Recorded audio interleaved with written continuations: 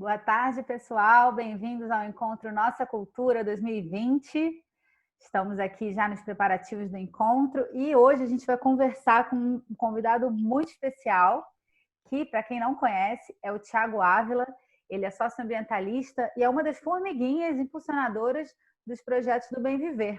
Mas eu vou deixar ele mesmo se apresentar aqui para a gente. Thiago, quem é você na fila do pão? Olá, Aline. Olá, todo mundo da nossa cultura, né? Que massa poder estar nessa atividade tão bonita, importante, né? Tão abrangente nos vários sentidos aí da nossa vida, né? Para mim é um prazer poder estar aqui. Eu sou, como a Aline falou, sou uma formiguinha, tenho 33 anos, eu sou socioambientalista, eu vivo no Distrito Federal, mas há mais ou menos 15 anos eu descobri meu grande propósito de vida, que era colaborar com a transformação do mundo, para construir uma sociedade livre da exploração, livre de todas as opressões, de gênero, de raça, de sexualidade, de nacionalidade, e todas as demais, e livre da destruição do planeta, onde a gente detenha o desastre ambiental planetário e a gente regenere tudo que esse sistema cruel, produtivista, destruiu no caminho dele, né? Então, me dedico a isso, me dedico a conectar cidade, campo e floresta, me dedico a projetos de mutirão de bioconstrução, de sistemas agroflorestais, de projetos comunitários e sociais. Enfim, sou uma das pessoas aí que não abriu mão dessa ideia de transformar o mundo, né? Que bom, muito bom a gente ver que, assim como nós, tem o Thiago e tem muita gente legal fazendo coisa bacana por aí. Eu acho que essa é uma das dádivas, né, da internet e um dos grandes presentes que a gente está tendo na nossa cultura esse ano, tendo que fazer online, a gente poder conectar essa rede, né? Eu, particularmente, conheço o Thiago pelo canal dele no YouTube, então ele está aqui com a gente para trocar essa ideia, especificamente sobre o conceito do bem viver, que a gente está pensando, né, um novo mundo, um novo povo, uma nova era, e isso inclui também novas práticas e um novo olhar sobre a natureza e sobre como a gente se relaciona com ela. Então, Thiago, conta um pouco para a gente, para quem não conhece, o que é o bem viver? Maravilha, Aline. Bom, toda vez que a gente fala de bem viver, a gente se nutre desse conceito ancestral daqui, do nosso continente, né? Foram os povos indígenas andinos, né, que trouxeram essa ideia pela primeira vez, embora em vários outros lugares do mundo as pessoas e as comunidades e os povos pensassem bons conviveres, né? Só que sistematizar nessa ideia de bem viver, isso foi um processo muito com a cara da América Latina, né? Então, aqui, a gente tem, por exemplo, os povos Quechua, que vivem em várias partes da Cordilheira dos Andes, aqui, historicamente, de forma ancestral, mas no Equador, eles criaram um conceito, que não é bem um conceito, porque também é uma vivência, é o cotidiano, né? Do Sumacausai, que é a vida em plenitude obtida a partir do modo de vida tradicional, né? A partir... a forma de viver leva a gente para uma sociedade boa e bela. E aí, isso foi levado também, no fim das contas, essa ideia do Sumar Calçai, foi levado para a Constituição do Equador. Então, em 2007, foi feita a Assembleia Constituinte no Equador e colocou lá o Buen Vivir, lá, né, que é a tradução para o espanhol, dentro da Constituição, falando de uma outra relação com a natureza, onde o legal da ideia do bem viver é que tanto no Equador quanto na Bolívia, quanto até nos povos Guarani, que estão aqui no Brasil e em outros 5 países, sempre tratam essa ideia, Aline, pensar qual que é o nosso lugar no mundo. O que que a gente está fazendo aqui? Eu tenho certeza que nossa cultura vocês têm refletido bastante sobre isso também, né? Então, o que a gente está fazendo aqui, né? Nós, os pouco mais de 7 bilhões de pessoas, o que a gente está fazendo aqui? Qual que é o nosso papel enquanto pessoa e qual que é o nosso papel dentro da nossa comunidade, né? Que tipo de relações sociais a gente quer manter? E que tipo de relação a nossa comunidade, nós mesmos devemos manter com a natureza, entendendo que a gente é parte dela, né? Não estamos acima da natureza, pelo contrário, a gente é parte dela, talvez a parte mais desalinhada que tenha na natureza até esse momento nesse planeta, né? Então, toda vez que a gente para pensar isso, em essência, o bem viver são os bons conviveres a partir de uma vida em harmonia, a partir de uma vida com abundância genuína, que é nutrida a partir da agregação, que é obtida a partir da cooperação e não a partir da competição, né? Ou seja, a verdadeira abundância no sentido comunitário, esses bons conviveres que nos levam finalmente a uma sociedade boa e bela. E aí quando a gente fala do povo guarani, eles falam que o Yanderecó, o modo de vida em comunidade tradicional, leva ao Tecoporã, que é o bom, que é o belo. A mesma coisa o Sumacamanha dos povos Aimara, que também é isso. a forma de viver que nos leva a uma sociedade boa e bela. E tem vários outros parâmetros também, os povos indígenas em Chiapas, os povos Kuna no Panamá, vários outros povos, né? Os povos Mapuche também falavam em vários aspectos disso, inclusive fora daqui, né? Todo o conceito indiano do Swadesh, da autossuficiência, né? A partir da vida comunitária, toda a ideia do Ubuntu na África também, sempre nessas ideias dos bons conviveres que a partir da vida tradicional, da vida em comunidade, não da desconfiguração total da vida em comunidade para que a pessoa viva só para o individual e só para o consumo, né? Ou seja, todo esse resgate que pode nos levar a uma sociedade boa e bela. Isso foi para a Constituição do Equador, foi para a Constituição da Bolívia, trazendo também a ideia dos direitos da natureza, trazendo a ideia de estados plurinacionais, em que em um único país a gente tem vários povos e nações, e no Brasil a gente tem, há 520 anos depois da invasão europeia, a gente ainda tem aqui 305 povos, né, que falam 274 línguas, e a gente não reconhece esses povos, né, enquanto nações que têm seu modo de vida, que merecem respeito, que merecem a garantia do seu território ali, porque, aliás, são eles quem preservam o território, né. Então, essa é a ideia quando a gente fala de bem viver. É uma sociedade, na essência, toda vez que eu falo disso, eu penso logo numa sociedade livre da exploração, porque as relações comunitárias são harmoniosas, são justas socialmente, livre das opressões, porque as pessoas não se anulam na diferença, pelo contrário, elas florescem na diferença, florescem nas suas várias formas de ver o mundo, porque é um mundo onde caibem vários mundos, né? E uma sociedade finalmente em harmonia com a natureza e se entendendo como parte dela e regenerando o planeta.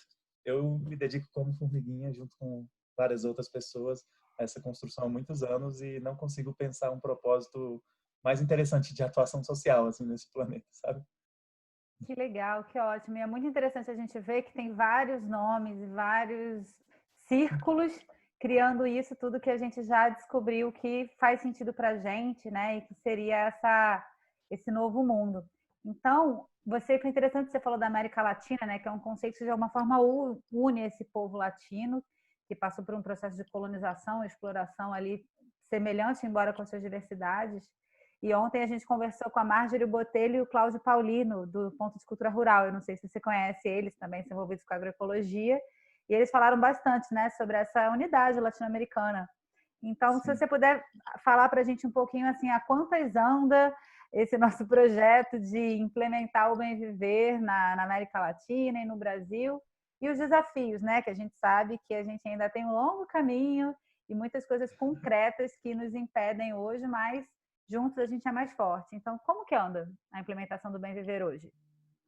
Isso é importante, Aline, porque a gente vê tanto por ritmos diferentes, né? Tanto por processos nacionais ali, intra-fronteiras ali, mas a gente também vê ritmos diferentes nas articulações entre vários países, várias experiências, né? Então, os povos indígenas, por exemplo, estão avançando cada vez mais nas suas articulações. Então, tem aqui, por exemplo, no próprio Brasil, tem a articulação dos povos indígenas do Brasil, aconteceu esses dias agora, né? A Assembleia da Amazônia também, povos da Amazônia inteira se reunindo, e um processo muito bonito, com vários aliados e aliadas, e sempre o bem viver está presente. O bem viver está presente no acampamento Terra Livre, que os povos indígenas do Brasil fazem também anualmente.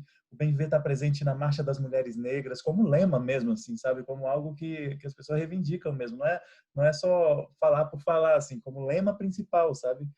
Isso é muito interessante. A gente vê vários e vários e vários povos retornando para as suas ideias de construção comunitária, trazendo esse eixo do bem viver, e aí em diferentes níveis. Assim, a gente vê muito avançado na Bolívia, a gente vê muito avançado no Equador também, e com vários desafios.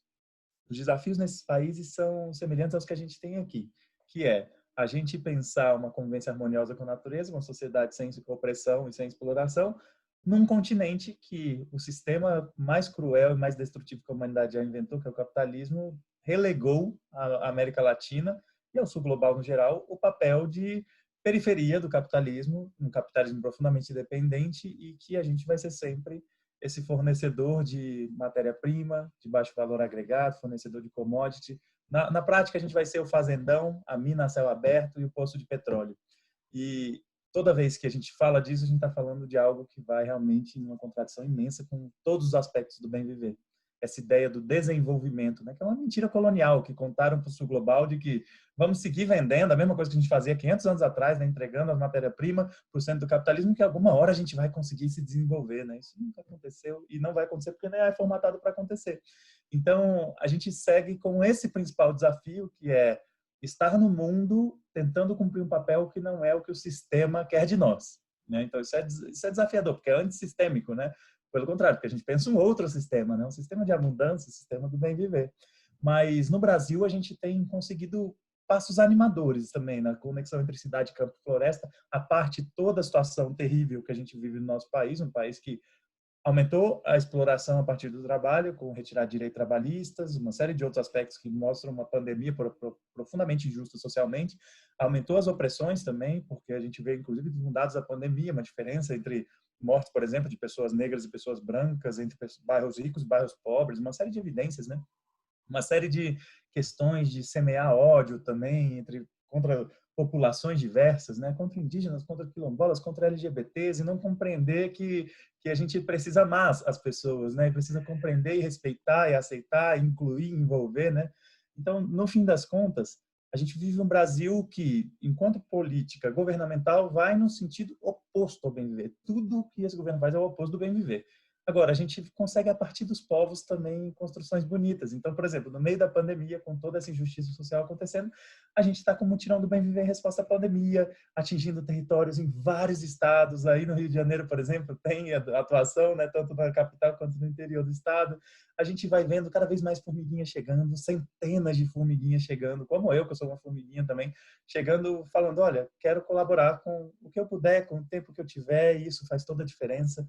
E a gente vai, então, captando doações em vaquinhas nacionais, captando doações no cotidiano dos bairros ali e comprando alimentos agroecológicos de famílias agricultoras no campo, em territórios de resistência, sistemas agroflorestais, portanto, que estão regenerando o bioma, e levando esses alimentos com uma equipe voluntária de logística também, uma equipe formiguinha também, levando para os territórios, na cidade, no campo, nas florestas, que nesse momento estão precisando dessa ação humanitária de combate à fome, né?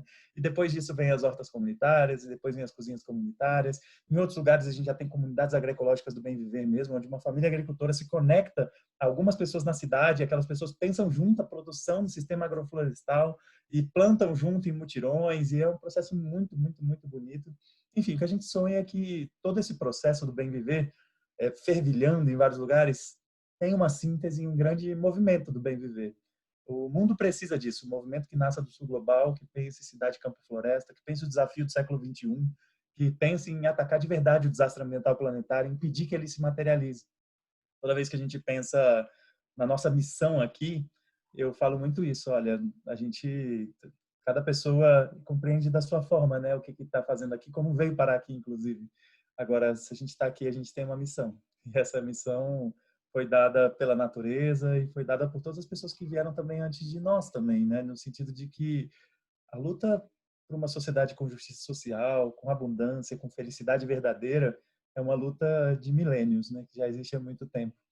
E só que agora ela tem um novo senso de urgência do desastre ambiental planetário, né? Então cabe a nós ter essa capacidade de fazer essa batalha do nosso tempo mesmo, né? É uma batalha que é sim uma batalha, porque esse sistema é muito cruel e muito injusto, mas é uma batalha feita com muito amor, é uma batalha feita com muito entusiasmo, é uma batalha feita com muita solidariedade, solidariedade genuína sobre as pessoas, né? Então, no fim das contas, é nossa grande missão histórica.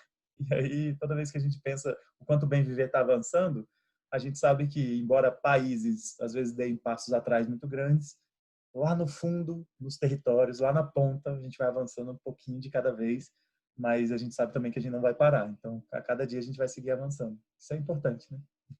Que bom, é muito bom a gente poder contar assim com essa visão otimista, né? Que a gente não é que a gente esqueça e negue a realidade, mas a gente olha, encara ela e fala, tá, o que eu tenho a ver com isso? O que eu posso fazer, né, em relação a isso?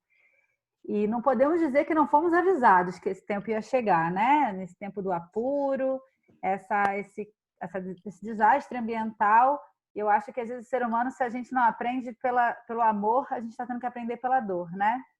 E em territórios tão diferentes, isso que eu queria saber de ti. O que você indica, então, para o pessoal que está ouvindo a gente, em lugares tão diferentes, né? Eu estou aqui em Lumiar, você está em Brasília, tem o pessoal que está lá no meio da floresta amazônica, tem quem está também em grandes centros urbanos, como Recife.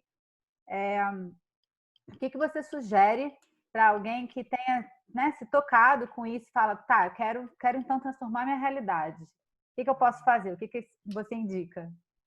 Legal, Aline. Pô, que massa. Poder falar disso é muito importante, né? Pô, como é que a gente dá esse passo adiante, né? De ter a compreensão e a gente efetivamente fazer alguma coisa a respeito, né? Até porque quando a gente vê tudo que está de errado no mundo, porque as pessoas, mesmo quem não consegue perceber as estruturas desse sistema, ela ainda sofre com ele, né? Ou seja, ela tem a consciência prática do que é viver num mundo profundamente insustentável, profundamente injusto, profundamente opressor.